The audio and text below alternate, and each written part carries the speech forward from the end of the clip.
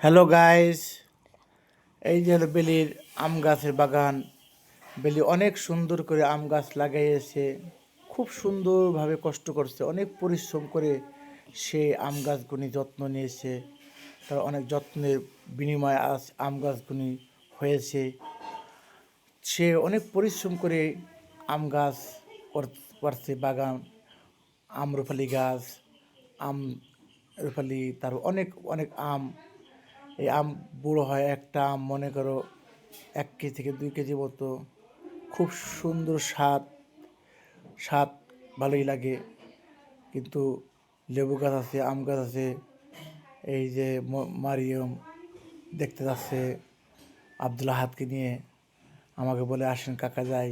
তা আমি দেখতে ঘুরতে ঘুরতে দেখলাম খুব সুন্দর, তো ভালোই লাগলো আম গাছগুলো। এই সুন্দর আম দেখেন, কত সুন্দর আম, ঘুরে ঘুরে দেখলাম। আর এই যে তো বেলির ঘর, এই ঘরে বেলি থাকে, তার সামনে তার এই যে আম গাছ। এই ঘরটাই সে দিচ্ছে কষ্ট করে, পরিশ্রম করছে, অনেক পরিশ্রম করে আম গাছটা বানিয়েছে। এই ঘরটাও সে অনেক কষ্ট করে দিচ্ছে। স্মৃতি হিসেবে বেলি এই ঘরে থাকে আর কি।